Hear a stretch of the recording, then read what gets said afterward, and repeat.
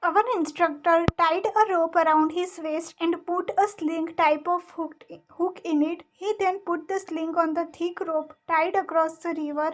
Walking through the icy water, he went to the other side. So she is telling that their instructor tied a rope around the waist, and then he, with the thick rope, he across the river, walking through the icy water. That was the water which was icy, and he went to the other side of the river.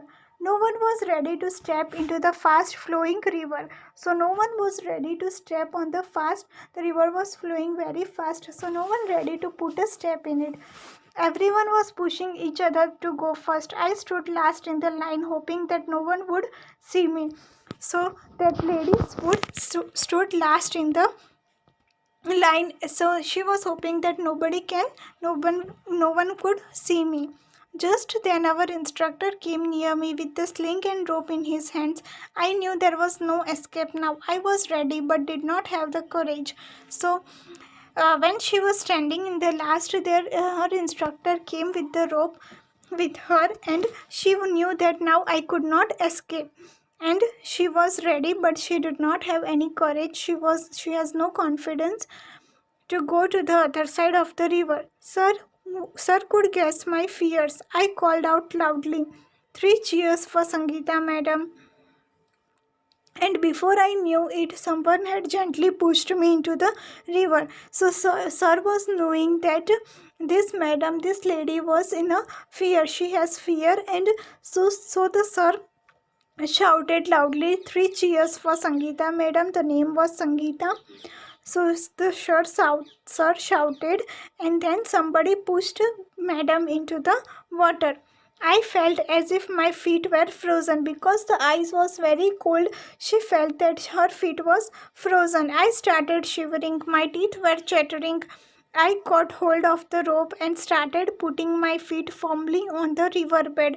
So she was shivering. Her teeth was making noise, chattering, and he could hold the rope and started putting my feet firmly on the riverbed. So she put his feet in the riverbed. As I walked further in, the river got deeper and slowly the water reached up to my neck. So as he went in the river, the water got deeper and the water was around his neck. In the middle of the river, I lost my balance and started slipping. I was so scared and felt so cold that the rope slipped from my hands. I started shouting for help. So, as it was very cold, she she got slip, and the rope was the rope removed from his hands. The rope was slipped from his hands, and she started shouting for help. I was sure I would be carried away by the river, but no, I found that I was tied with the rope to the sling. So she thought that I would be carried by the river. She thought that she could be go away from with the river, but she forgot that the rope was tied to the sling around her waist. "Hold the rope, hold the rope." I could hear the shouts. So everybody was shouting that you catch the rope. I somehow managed to get hold of the rope and pull myself forward. So somehow she managed to hold the rope and she put herself forward. Slowly, with some courage, I reached the river bank. I felt a special kind of happiness as I came out of the water. So slowly, with some courage, she reached the river bank and she felt happy by as she came out from the river. She felt very happy, and as happiness on finishing a challenging task. Yes, on finishing a challenging task, now standing on the bank, I was calling out to the others to hold the rope tightly. So happiness was coming as she finished her task, as she got out from the river, and now she was telling others to hold the rope tightly. I knew that this confidence was a result of facing a challenge with courage. So she knew that she had faced challenge with courage, so she had got the confidence with that. Now you find and write what kinds of tools are needed for climbing mountains. So what are the tools which are needed to climb mountain? Have you ever seen a hook and rope being used for anything else? Where so we have used so we have seen that the hook is used in many ways, for clothes or for some other necessary things. What else can we use if we want to cross a river in the mountains? So we use hook. Or what are the things which are used in the rope, the hook? These are the things which we use to cross a river. Why do we need extra energy on the mountains? Because they are the ranges where we have to trek, and they are mountain and slippery areas, so we need energy. Have you ever heard of anyone who has done something adventurous? What? Have you ever done anything adventurous?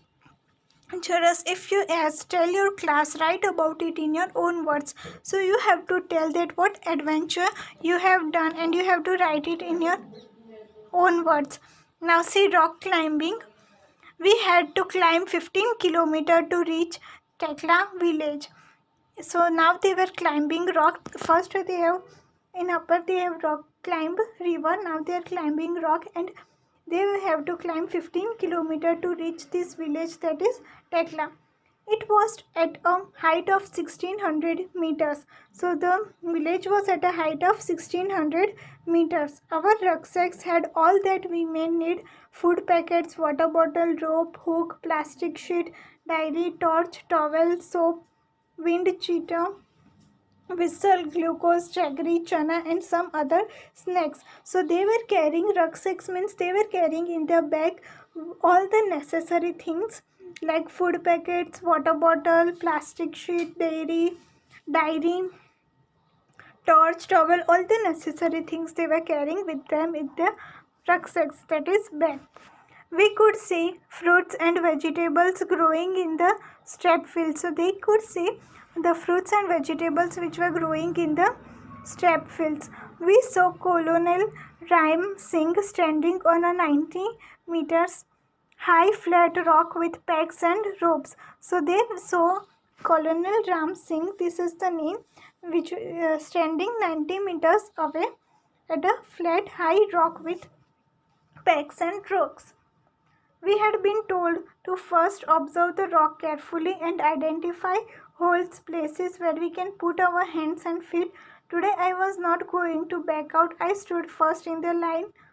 So they were told that you have to see the rock properly, where to put your hands and how to climb, and then we are told to put our hands. Now today she was not afraid, and she was the first in the line. Our instructor tied a rope around his waist. He put the sling and held the thick rope which was hanging. So their instructor put a rope around his waist, and he was ready to climb with thick rope. He was hanging.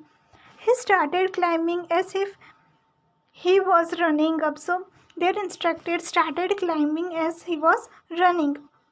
I also put my sling, but as I took my first step, I slipped, and there I was swinging from the rope.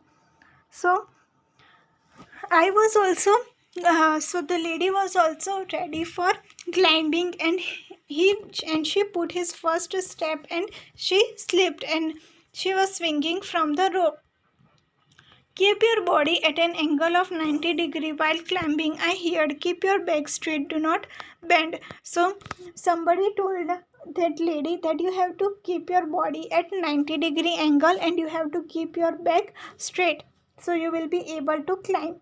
Keeping this in mind, I imagined the rock as flat ground and started to climb up. Again, while coming down, we had to use the rope in a special way called rampling. I did this with the same fearlessness. So, somebody told that keep your back straight. She was keeping this in her mind, and she climbed the rock. And again, while coming down from the rock, she was not fear. She was without fearlessness. Now tell, Have you ever climbed a tree? How did you feel? So you have to tell that, have you ever climbed a tree and how did you feel? You were having fear or not? Were you scared? Did you ever fall? So have you reached it successfully or you were fallen? Have you ever seen someone climb a small wall? What do you think is the difference between climbing a wall and climbing a high rock? So wall and rock, there is a difference. So you have to tell that what is the difference between them. Now see a funny incident that was happened on 14th February 1984. It was evening.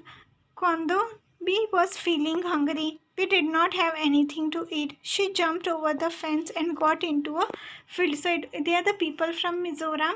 So she was feeling hungry and she jumped into the field.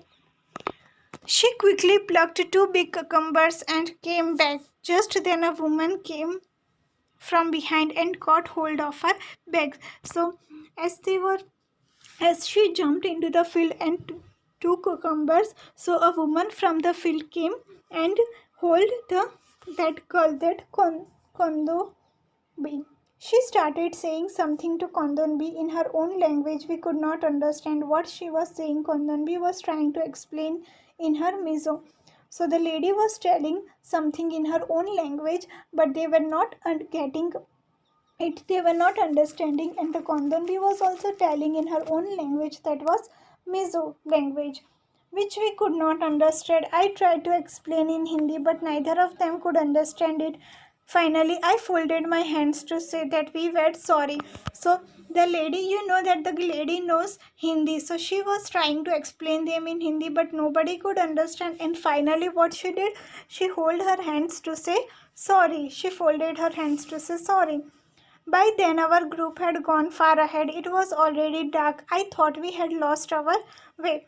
So, by then, their group was gone far ahead. The group were gone far, and they then think that they were lost. Now we were really scared. I could not see anything even with our torches. So they were having torches with them, but they could not see anything. I started sweating even though it was cold. Even though it was cold, sweating comes when it is hot, when it is summer. But even though it was cold, she started sweating due to the tension, due to the fear. I tightly held Kondonbani's hand. I called out loudly, "Where are you all? Can you hear me?" My voice echoed in the mountains. So she held the hand of Kondonbis, and they started saying loudly that, "Where are you all?" And my voice echoed means shouted loudly in the mountain. We both started to whistle loudly and flashed our torches. For probably the group had noticed that we were missing, so they both started whistling loudly, and the group noticed that they were missing. We heard some whistle at a distance. I understood the signal. We held each other's hand tightly and waited. So they both heard the whistle of other people, and they got the signal, and they hold each other's hand tightly and waited. Kondonbi felt that we should keep talking. She started singing a Mizo song loudly. After some time, we saw them coming towards us. At last, we were with the group again. So Kondonbi thought that we have to talk so that we get less fear, and Kondonbi started singing in Mizo language, and after some time that group came with them, and they finally went with their group again. So tell us, if is there anyone in your class whose language you do not understand, or whose does not understand yours? What do you do in such a case? So there are the different languages, which language we cannot understand and others cannot understand our language. Have you ever lost your way? What did you do then? So while losing the way, what have you done? What do you think Kondonbi would have sung loudly? So Kondonbi would have sung because to remove fear, and that her voice can reach to the other group members. Have you ever seen someone doing something special to get over their fear?